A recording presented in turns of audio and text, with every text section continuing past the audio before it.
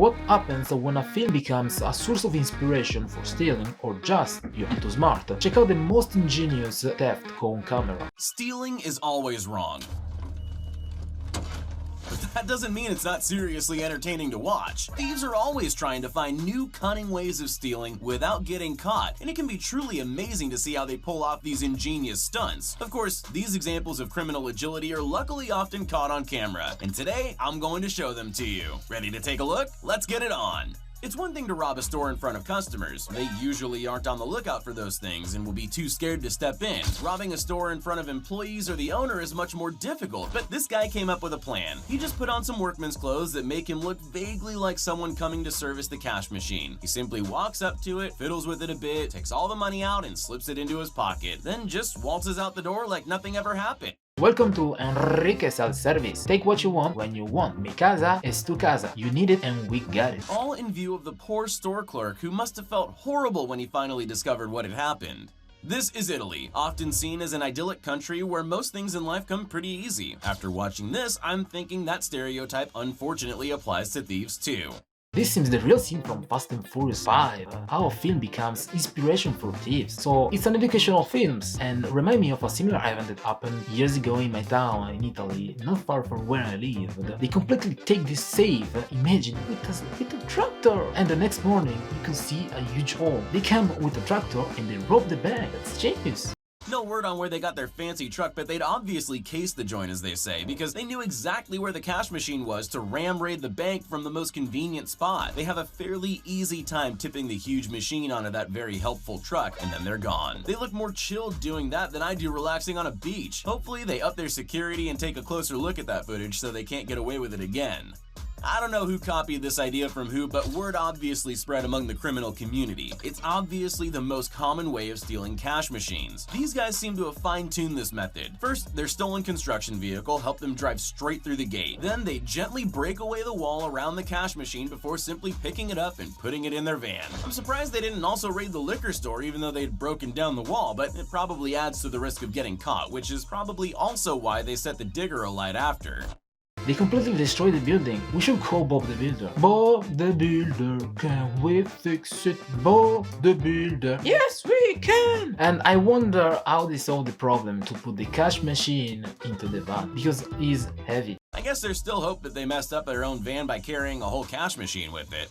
This has got to be the most successful crime ever committed by a bunch of thieves who are completely incompetent. This van load of teenagers broke into this car dealership and unfortunately got seriously lucky. Turns out the owner of the dealership left a whole box of keys to all the cars on the lot in an unlocked drawer in the office. The kids just picked them up, then ran around matching keys to the car. Thieves who could hardly drive would make a great premise for a comedy film, and you could put this footage straight into it. I lost count of how many times they nearly crashed into something. It's a minor miracle they got away with anything. Never mind the 8 cars that they took, plus the van they had stolen previously that they used to ram the gate. I seriously don't know how they did it, but hopefully they left behind loads of evidence. Welcome to Bill's dealership. Don't shop around. Get your design conveniences here. So literally, these Russian criminals walked into this large supermarket in the middle of the day while it was filled with shoppers, leaving dozens of witnesses. And they just took out a cash machine and left with it. Really? With a pallet truck? They came to do their shopping, as do all the customers. Instead of a shopping trolley, they brought a pallet truck. Looked like a Russian video game in real life. GTA St. Petersburg. Sure, they had slightly disguised themselves, but not nearly enough for most criminals who would never have taken that chance. Unfortunately, there was a lot of money lost. The machine they walked out with had 2 million rubles in it. That's more than $25,000 and is worth probably even more to them. Despite their blatant display, the police are still on the lookout for the suspects, so they might even have gotten away with their crime despite committing it in front of an audience.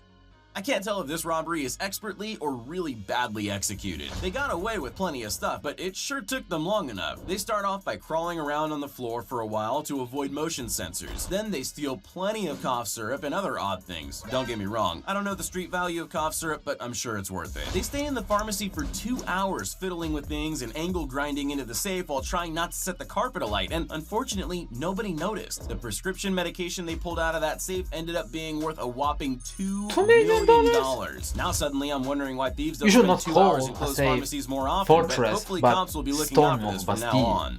As we've seen, a thief's favorite way to steal a cash machine is to get a little bit crazy. This group of thieves had a slightly different approach, but they obviously still decided to come in all guns blazing, so to speak. They didn't really need a gun because they had a giant construction vehicle. Cash machines are difficult to steal because they're heavy, huge, and built into walls, but this plan solved all those problems. They chose to smash into it repeatedly with a digger until it fell out of the wall. Then they tied it up and rode off into the night with it. Unfortunately, their wild approach worked. They got everything they wanted, and it was fast enough to get away despite all the noise they made.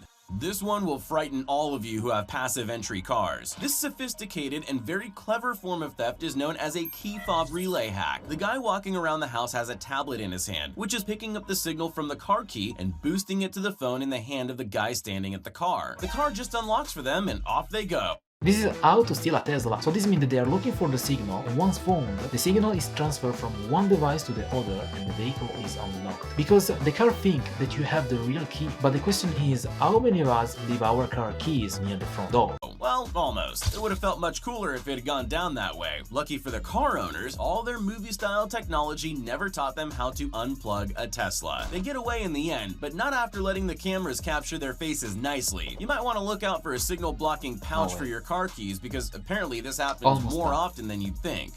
You've probably seen videos of people struggling like crazy and failing miserably at stealing cash machines. After watching this video, I now think they don't often get away with it because they approach them carefully.